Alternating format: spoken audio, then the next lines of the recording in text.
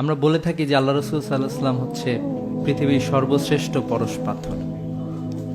আল্লাহ রসুল সাল্লাল্লাহু আলাইহি ওয়াসাল্লামের ইম্প্যাক্ট এত বেশি ছিল যে আজ পর্যন্ত পৃথিবী যখন শ্রেষ্ঠ মানুষটাকে আবিষ্কার করতে চায়, পৃথিবীর এই সভ্যতায় সৃষ্টির সূচনা লগ্ন থেকে আজ পর্যন্ত কার ইনফ্লুয়েন্স পৃথিবীতে সবচেয়ে বেশি, এটা যখন ডিসাইড করতে চায়, তখন একজন ইহুদি লেখকও তার হচ্ছে দ্য 100 বইয়ে তার বইয়ের ক্রোনোলজিটা হলো যে এরকম যে উনি যার ইম্প্যাক্ট যত বেশি তাকেই সামনে রাখতে চাইছেন।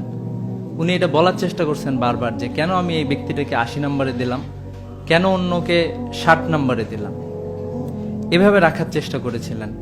উনি আসলে বারবার চেষ্টা করেছেন রিশাফল করার জন্য, কিন্তু হযরত মুহাম্মদ সাল্লাল্লাহু আলাইহি ওয়াসাল্লামকে উনি কখনোই 2 নম্বরে রাখতে পারেন না।